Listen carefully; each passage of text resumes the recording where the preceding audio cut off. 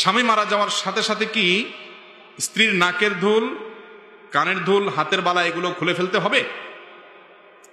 নবী করিম সাল্লাল্লাহু আলাইহি ওয়াসাল্লাম বিভিন্ন হাদিস থেকে আমরা জানতে পারি, কোরআন কারীমের আয়াত থেকে আমরা জানতে পারি, একজন স্ত্রী তার স্বামীর মৃত্যুর পর 4 মাস 10 দিন পর্যন্ত তিনি ইদ্যত পালন করবেন, শোক পালন করবেন। কয়দিন? 4 মাস 10 দিন। এই সময়টাতে তিনি প্রথমত বিবাহ শাদী করবেন না, কারোর সাথে বিবাহ শাদীতে বসবেন না। আর যদি তার গর্ভে কোনো সন্তান থাকে তাহলে সেক্ষেত্রে সন্তান প্রসব হওয়া পর্যন্ত এই বিধান চলবে, 4 মাস 10 দিন না। আর এই ইদ্যত পালনের সময়ে 4 মাস 10 দিন অথবা গর্ভ খালাস হওয়া পর্যন্ত এই সময়টাতে ইদ্যতকালীন সময়ে তার জন্য বিধান আছে, সেগুলো প্রযোজ্য। বিশেষ করে 4 মাস 10 দিন ইদ্যত পালনকালীন সময়ে যেই ঘরে থাকা অবস্থায় স্বামী মৃত্যুবরণ করেছেন ওই ঘরে, ওই বাইরে, আঙ্গিনার বাইরে প্রয়োজন ছাড়া যাবেন না। সাজগোজ অতিরিক্ত করবেন না। সাধারণভাবে যে পোশাক আশাক পরেন সেগুলো পরবেন, কোনো অসুবিধা নেই। অনেকে মনে করে সাদা পোশাক পরে থাকতে হবে, না, এমন কোনো কথা নেই। সাধারণ পোশাক আশাক তিনি যেগুলো বাসা বাড়িতে পরেন ওগুলো পরে থাকবেন।